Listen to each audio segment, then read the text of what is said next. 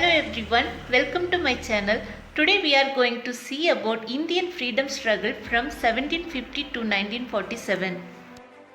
The Indian independence movement was a series of activities with the ultimate aim of ending the British rule in India. The movement started from 1612 to 1947. European traders first reached India with the arrival of Vasco da Gama in 1498 at the port of Calicut. Just over a century later, the Dutch, Portuguese and British established trading outposts on India. In early 18th centuries, the British defeated the Portuguese and Dutch military and remained in India. In the year 1757, British East India Company defeated Nawab of Bengal and got first political power in India. After the year 1764, British defeated the Tipu Sultan and most of the South India came under the rule of East India Company. But British tried to impose Western culture and different taxes on Indian people, so people started to dislike the British rule. Pulithevar was the first Indian ruler rebelled against the British rule in the 1760s. From Kerala, Palasi Raja was one of the earliest freedom fighters in India. He fought a guerrilla war with tribal people of Wayanad. Tipu Sultan, the Tiger of Mysore, fought against the British and killed in the year 1799. Rani Veeranachar was the queen of Indian Sivaganga, first queen to fight against the British India.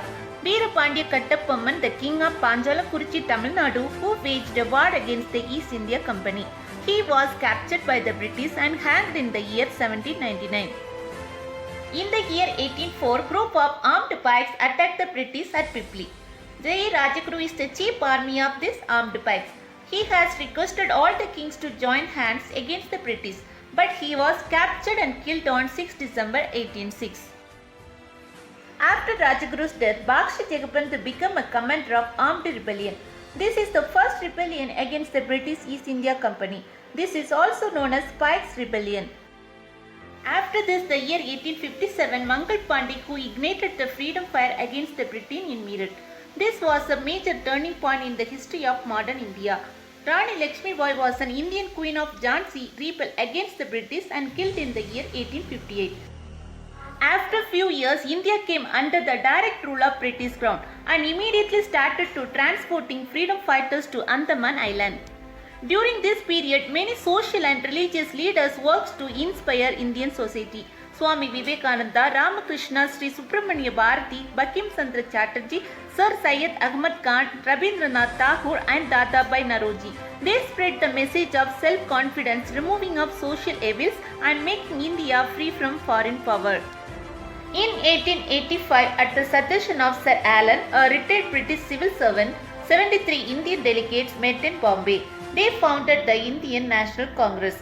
In the beginning of Indian National Congress was not a very active political party. It met annually and gave some suggestion to the rulers of British Raj. The suggestion generally related to civil rights and opportunities of Indians in the government job. In the year 1900, the Indian National Congress had become a national party. In 1905, Lord Curzon, Governor General of India, divided Bengal into two provinces, Eastern Bengal and Assam.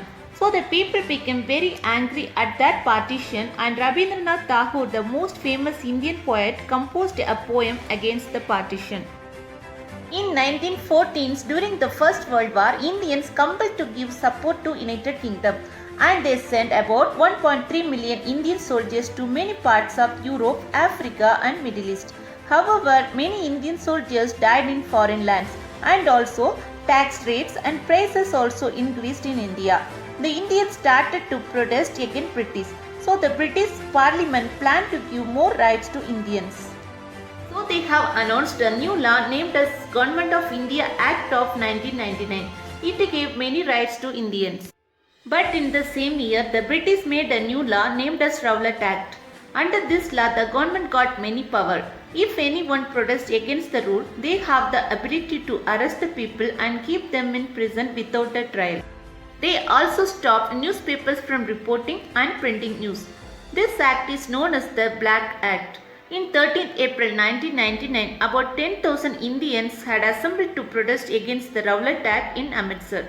The British military commander Reginald Dyer ordered to fire at the civilians without any warning. The troops fired 1,650 times and they killed many people in this incident. This came to be known as the Jallianwala Bagh massacre, and British lost the trust of all Indian people. After this incident, Congress accepted Gandhi's policy of non-violence and civil disobedience. In the year 1923, new party named Swaraj was introduced by the leaders Chittaranjan Das and Motilal Nehru. Swaraj means independence or self-rule. In 1925, Dr. Keshav Baliram founded the RSS to take the movement against British rule. In March 1926, Bhagat Singh founded the New Jawan Bharat Sabha at the age of 23. After that, this merged with All India Youth Federation. In 1927, British appointed the Simon Commission to report India's constitutional progress, but it was strongly opposed by many Indians.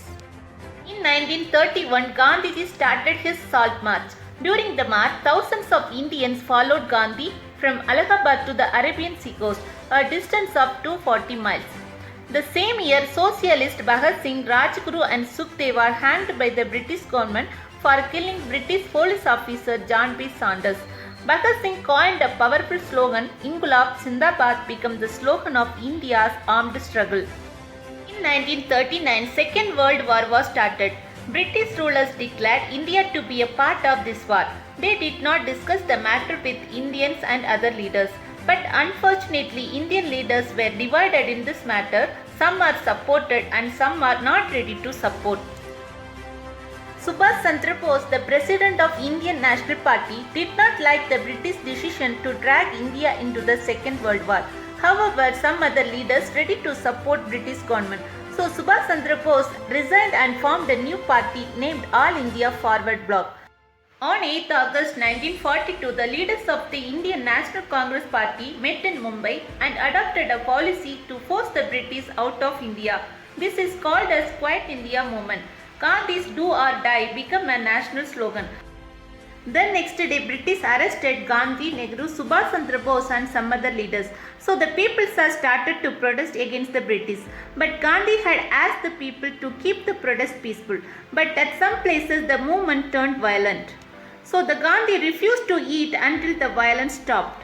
And the British action was very quick and they arrested over 1 lakh people. And most freedom fighters were kept in prison till 1945. The British refused to grant immediate independence and saying it could happen after the Second World War.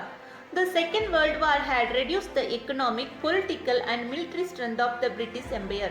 They were also aware that after the war, Indians would begin a larger movement for independence. The Karachi session of Muslim League was held in December 1943. Muhammad Ali Jinnah had invented a new slogan, Divide and Quit. It states that Muslims of India need separate nation. In the same year, Subhash Chandra Bose became the leader of Indian National Army. Year 1945 marks the end of World War II. Over 87,000 Indian soldiers died in this war. The National Congress demanded independence but the British denied. The same year, 18 August, Subhash Chandra Bose died in plane crash in Taiwan. In the year 1946, independent movement turned into terrible violence between Muslim and Hindus. British feared India would erupt into civil war between Muslim and Hindus. On June 1947, Lord Mountbatten announced the Indian Independence Act. The act created two independent nations, India and Pakistan. Jawaharlal Nehru became the first Prime Minister of India. Finally, midnight on August 14, 1947, when the world sleeps, India will awake to life and freedom. On August 15, 1947, at 5:05 am, the pure silk flag was hoisted after lowering the British flag at Red Fort. I hope that this video helped you to know about Indian independence struggle. Please subscribe my channel and stay tuned. Thank you.